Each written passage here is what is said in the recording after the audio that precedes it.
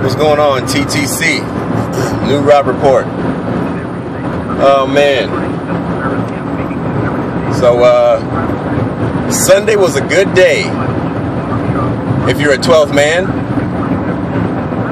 We went in there, took care of business against. God, it's hot in here. Hold on. I gotta turn on the air. It's hot in this piece. We had the Cardinals over for dinner and take care of business. The team with the best record in the NFL comes into the clink, and they don't get out alive, which is great. You know, I honestly wasn't so much worried about this game as I was about, you know, other games this season, like the Kansas City game. I had a feeling that we were going to just handle the Cardinals, regardless of how good they've been playing against other teams this year. You know, in NFC West game, I typically expect us to win. So I was more confident about this game than I was about the Kansas City game. Yeah, a great game overall was played on Sunday. A lot of bright spots, but still a whole lot of dark spots.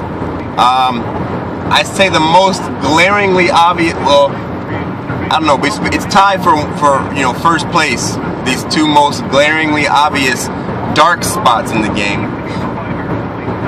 Number one, the red zone offense. I mean, we don't even have to go into how bad the offense has been overall, but the red zone offense did us no justice. Absolutely no justice. We spent the entire first half, damn near the whole first half, in the red zone. And we couldn't get in the end zone. Field goal, field goal, field goal. Got a turnover, got a field goal. You know, it was just terrible, terrible, terrible. I don't know if it's the play. I'm so sick of these wide receiver screens and these bubble screens. We're still doing it. We're still doing it. If it wasn't working with Percy Harvin, what makes you think it's going to work without Percy Harvin? Part of me wants to try to find logic in my head for it, to justify it, and I want to say, well, maybe what they're doing is thinking, since Percy Harvin's not gone, or excuse me, since these guys know Percy Harvin's not there, maybe we won't try to run those kind of plays. So if we run them anyway, maybe it'll, you know, it'll work out. But no, it's not working out. You got Russell Wilson getting the balls batted down, or we're getting stopped for a loss, or a very little gain, if any. And it's just not working. I get it.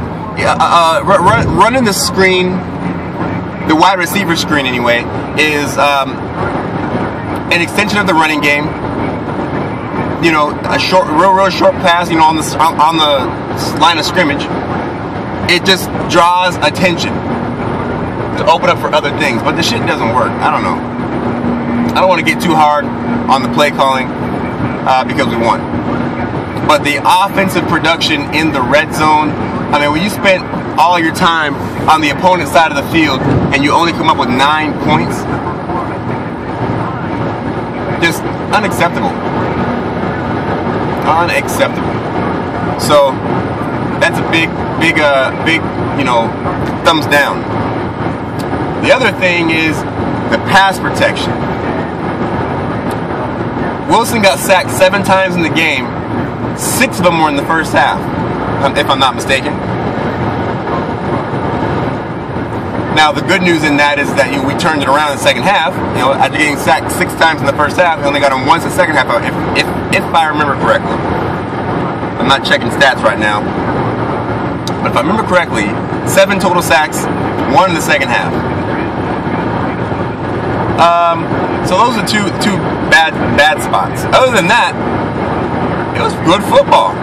It was good football. We didn't get a chance to, you know, spread the ball around a whole lot. Cooper Helfet. Cooper Helfet for president. That's what I think. Cooper Helfet for president. He's playing his ass off.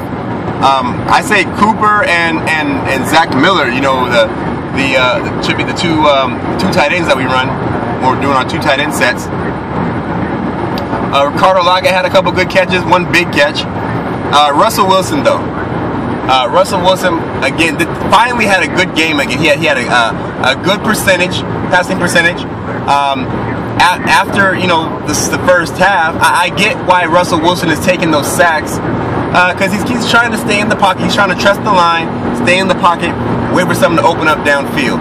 So he's not just going to take off and run. But in the second half, when we got to get it done, hey, Russell Wilson says, hey, he's got to put the team on his back, do what he got to do. So he does it. So I can almost appreciate him taking the sacks, almost. But we held the Arizona Cardinals to 3 points, which is great. I don't think that they've been a huge scoring team this year, but hey, kept them to 3 points. Just good game. It was a domination, really. It really was a domination, although the score doesn't really tell that story. It really was a domination. Defensive, especially. So good news there. What an impact Bobby Wagner had. Bobby Wagner made a huge impact. It was good. It was good. So I wonder where all those Cardinals vidmakers. I haven't even had a chance. I'm talking shit, maybe prematurely, because I haven't actually had a chance to look at my feed on YouTube yet. But is there any crow? Is there any crow? I'm looking for crow. Anyway, so only a couple days off, and then we got to play on Thursday against those fucking 49ers. QB Willie B, where you at?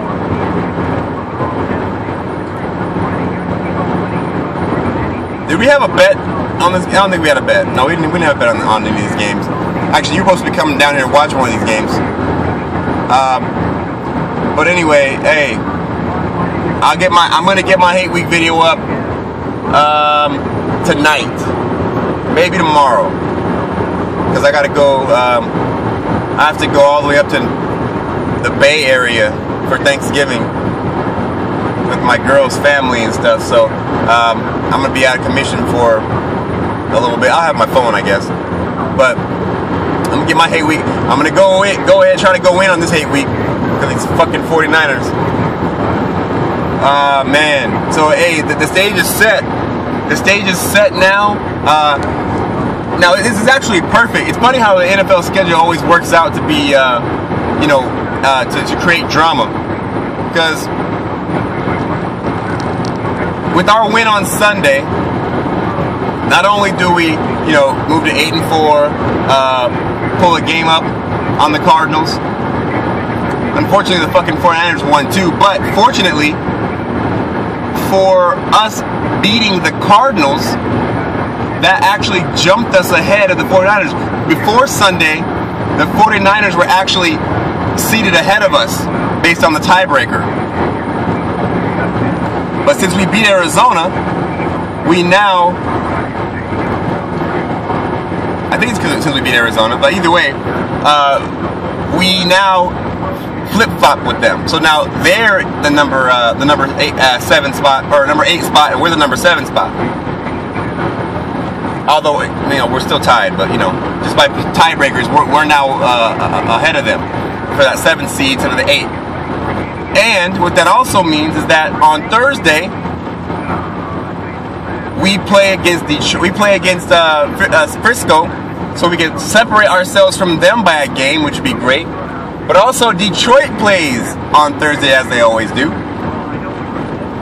So 2 important ass games for us to watch. Typically, the only game that really we are going to care about is the Seahawks, right? But no, we very much are going to be caring about the Detroit Lions game.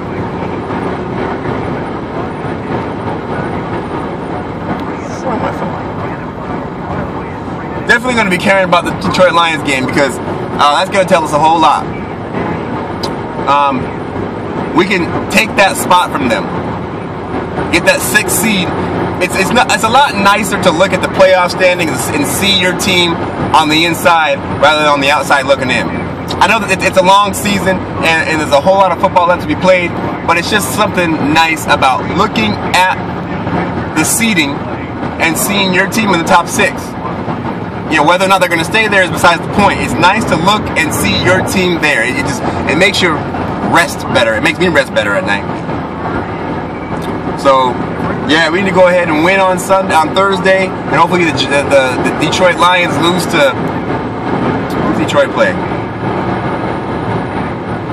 Detroit plays Chicago, I think. They play Chicago, who sucks this year. So, we'll see. Anyway, that's all I got. This video's been on too long already. It went on 11 minutes. Alright, that's all I got, man. Big game coming up in just a couple of days. Y'all will see me again before then.